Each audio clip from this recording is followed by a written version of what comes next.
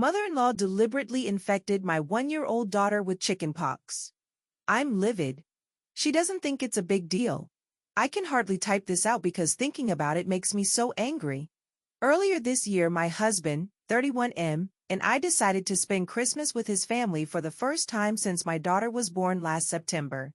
Since they live 12 hours away, we decided to stay for a few weeks before Christmas so they could spend loads of time with Annie, 13 months. We arrived early like we planned and everything was great. I've had a few disagreements with my mother-in-law Trish, 56F, in the past over my parenting style. She criticized me for using disposable diapers, buying baby food from the supermarket and not raising Annie as an organic baby, but everything seemed great. After a day or two settling in, my husband and I decided to pick up a few gifts from a mall around an hour away before the last-minute rush kicked in. My father-in-law, 60M, tagged along. Trish said she was happy to take care of Annie. We got back a few hours later and Annie was down for a nap on a blanket I didn't recognize. Trish said one of her friends dropped by and gave it as an early Christmas gift. It looked pretty old/worn, but I figured one of her hippie friends was just recycling it. The next 2 weeks were fine, aside from Trish making a point to prepare meals for Annie from scratch. I mentioned this to my husband and he said to just let her be. Annie mostly mushed the food Trish gave her with her hands/threw the bowls on the floor, as she's been doing at the moment. Trish said it would take her a while to get used to nutritious meals. I was getting sick of her meddling, but it was only for a few weeks, so for the sake of the holidays I let it slide. The day after Christmas, Annie was really unsettled and wouldn't stop fidgeting and crying. I took her temperature and she had a fever, so I kept an eye on her for the next few days and it thankfully started to go down. This morning, she started to get a rash and blisters on her arms and legs and I freaked out. I was packing a bag to drive to see a doctor when Trish asked where I was going. I told her Annie had a rash and I was taking her to see a doctor. She got a weird smug smile on her face and told me there was nothing to worry about. When I asked her what she was talking about, she said without even looking at Annie that what she had was just chickenpox.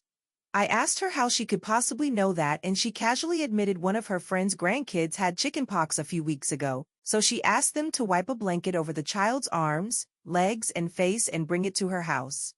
At this point I couldn't believe what I was hearing, so I asked if that blanket was the gift Annie was sleeping on. She said it was. I lost it. To be honest, I don't really remember what I said because I was up most of the night for 2 days checking on Annie. I just unleashed on Trish asking what the heck was wrong with her. My husband and father-in-law came to try to calm things down and Trish dug in her heels and said chickenpox was the best and most natural thing for Annie to build up her immunity. I already have a vaccination schedule in place with my pediatrician and she was booked in to get immunized for chickenpox at 18 months. We drove to see the doctor and he confirmed she had it. He said I'll have to cut Annie's nails short and might have to tape socks on her hands while she sleeps because kids so young can scratch until they bleed and that will leave scars.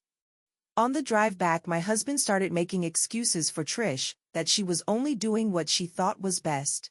I couldn't believe he was defending her and we fought most of the way home until I told him to stop talking to me.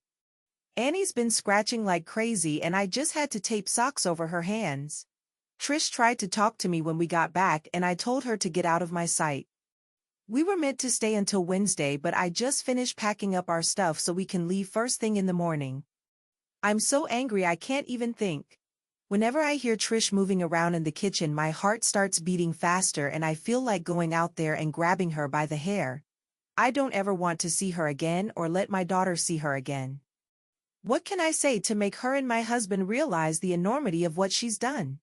I don't think I can speak coherently to their faces until Annie gets better.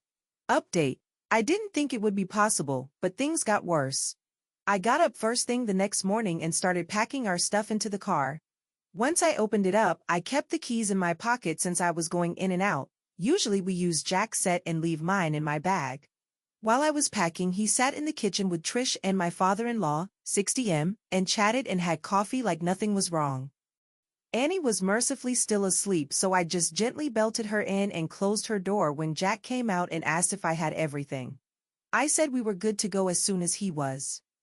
He said okay and calmly took out his key set and centrally locked the car, locking Annie in. I asked him what the heck he was doing and he said we wouldn't be leaving until I apologized to Trish. I think I was stunned into silence because he then took the chance to rehash what he said the previous day, that Trish thought she was doing what was best, that chickenpox doesn't kill you and that I was making a bigger deal out of this than I needed to and making Trish feel bad. Yes, making her feel bad. All the comments from my last post were swirling around in my head, and I told him he needs to stop being a son and start being a father. He screwed up his face and said he would always be Trish's son, and that was the point, that nobody should speak to his mother the way I had the day before, and I needed to apologize to clear the air. I felt like I had entered some kind of weird twilight zone where I had accidentally married a 9-year-old instead of an adult man, so I just asked him to open the car so we could leave. He repeatedly refused, then walked back inside and said he would see me in there when I was acting more reasonable. You can probably guess what happened next. I'd left my bag on the passenger seat, so he probably assumed my keys were in there. Nope. I waited 30 seconds, then just hopped into the car and drove away. My phone blew up with a million calls from him, Trish, and my father-in-law. Eventually my mom and dad and my sister Jess, who I'm super close with, called as well. I'd briefly texted Jess about what was happening the day before, but she was stunned to get the full blow-by-blow. By the time I was on the open road, I asked her to phone Jack and tell him he could walk home for all I care. Once she heard my side of the story, and not Jack's, which was apparently that I had gone crazy, frightened Trish, snatched Annie and sped away, she calmed way down. Mom, Dad, and Jess offered to start driving and meet me halfway so I could switch with one of them and wouldn't have to drive the full 12 hours by myself in one day. I was so grateful to see them I pretty much broke down in a truck stop parking lot while I blubbered that I loved them. They all took turns driving while I had a rest. It was super reassuring to talk it over and hear that Trish and Jack are the unreasonable ones. Once we got back, I stayed at my parents' overnight and they said I could stay as long as I needed. The next few days were fairly tense. I was up most of the night making sure Annie didn't scratch, which she did anyway, somehow, and it seemed like she just cried and cried and cried until she was exhausted. She has 5 scars on her face and a few others on her arms from scratching. I know appearances shouldn't matter, but I'm so angry her skin is marked for life now over some stupid bullshit. This whole thing is just something I never expected to happen. I answered one of Jack's calls only to have him start a rant that he didn't recognize this person I had become, so I hung up on him. He was due to come back for the start of the work year, which I wasn't looking forward to, but I figured we could make it work as long as Trish was 12 hours away. Then at like 11 p.m. one night I got a very short and formal text from father-in-law via Jack's phone, saying Trish had come down with shingles and was in the emergency room, that Jack was staying there to care for her, and that he would work from their house remotely once the year started back up. Jack's been there for the past few weeks tending to Mama's every whim. I'm sure she's put on an Oscar-worthy performance of having one foot in the grave, and according to Google it should be any day now that her painful, crusty pustules go gently into that sweet night. A few weeks ago I was honestly so tired and overwhelmed and in disbelief that I didn't know what to do. Now I'm back at home with people who actually care about me. I think I'm starting to realize how lucky I am to see the weird relationship with his mommy this early on. The fact that he cares more about Trish than his own daughter speaks volumes.